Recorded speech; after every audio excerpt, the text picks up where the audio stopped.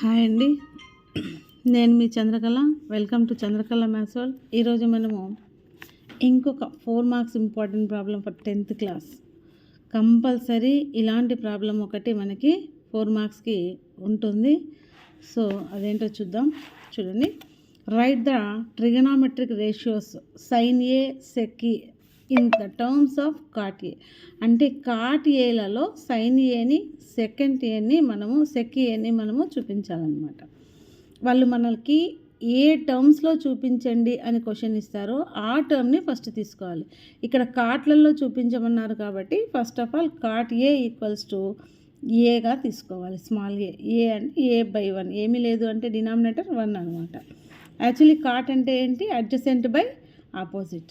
మనం ఇప్పుడు ఒక రైట్ యాంగిల్ ట్రయాంగిల్ని డ్రా చేసుకొని చూడండి, ట్రయాంగిల్ ఏబీసీని డ్రా చేసుకోవాలి.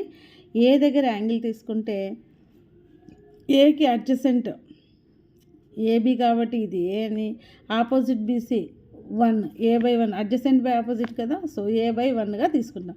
దీన్ని ఇప్పుడు మనము పైథాగరస్ థీరంని యూజ్ చేసి hypotenuse whole square equal to side square plus side square అని చేసి మనం హైపాటనస్ అని ఫైండ్ అవుట్ చేస్తాం అనమాట. హైపాటనస్ అంటే ఇక్కడ ఏసీ అని. సో ఏసీ వాల్యూ వచ్చింది, side square plus side square కాబట్టి A² + 1 వచ్చింది, స్క్వేర్ రూట్ ఆఫ్ అయిందనమాట. సో ఇప్పుడు ఏసీ వచ్చేసింది. ఇప్పుడు మనకి ఏం కావాలి? సైన్ కావాలి, సెక్ కావాలి. చూద్దాం. Sine A equal to opposite by hypotenuse అనమాట. ఆపోజిట్ అంటే సైన్ ఏకి ఏంటి? 1. హైపాటనస్ ఏంటి? Root of A² + 1. So 1/√A² + 1. But A అంటే ఏంటి? మనం ఇక్కడ తీసుకున్నది ఫస్ట్ మనము కాట్ ఏ. సో ఏ ప్లేస్లో కాట్ ఏని సబ్స్టిట్యూట్ చేయాలి. So 1/√² cot square A by 1/√² cot square A + 1. ఇప్పుడు సెక్ ఏ అనమాట. సెక్ ఏకేమో హైపాటనస్ బై అడ్జసెంట్. హైపాటనస్ ఏమో √A² + 1, అడ్జసెంట్ ఏమో ఏ.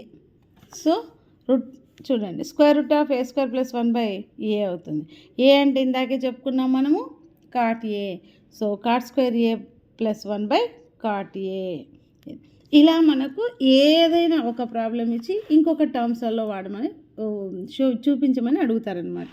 షో చేయండి అనేసి. ఇన్ కేస్ ఇప్పుడు సెక్ ఏని కాట్ ఏని సైన్లలో చూపించండి అని అడగచ్చు, ఏమైనా అడగచ్చు. ఏది మనకు అడుగుతారో దాన్ని మనం ఏగా తీసుకోవాలి. డినామినేటర్లో 1 వేసుకోవాలి. రైట్ యాంగిల్ ట్రయాంగిల్ డ్రా చేసుకోవాలి. మనకు ఫార్ములాస్ ఉన్నాయి కదా, దీనికి వేటి రేషియో అనేది వేసుకుంటాం కదా, ఆ వాల్యూస్ని మనం ఇక్కడ గుర్తుంచుకొని 2 వాల్యూస్ తెలిస్తే మూడోది మనం ఆటోమేటిక్గా తెలుసుకోవచ్చు అనమాట. సో ఆ వాల్యూని మనం ఫైండ్ అవుట్ చేసి ఇంకా వాళ్ళు ఏం అడిగితే ఆ వాల్యూస్ని మనం చూపించవచ్చు. ఇది మోస్ట్ ఇంపార్టెంట్ ప్రాబ్లం అండి. కంపల్సరీ ఒక ప్రాబ్లం ఉంటుంది. ఇన్ ద టర్మ్స్ ఆఫ్ అనేసి ఏదో ఒక టర్మ్ ఏది అడిగితే దాన్ని. సో చాలా చాలా ఇంపార్టెంట్. చూడండి, చాలా ఈజీగా నేర్చుకోవచ్చు. ఇలాంటి మరిన్ని వీడియోస్ కోసం ఫాలో అవ్వండి Chandrakala maths world. Thank you.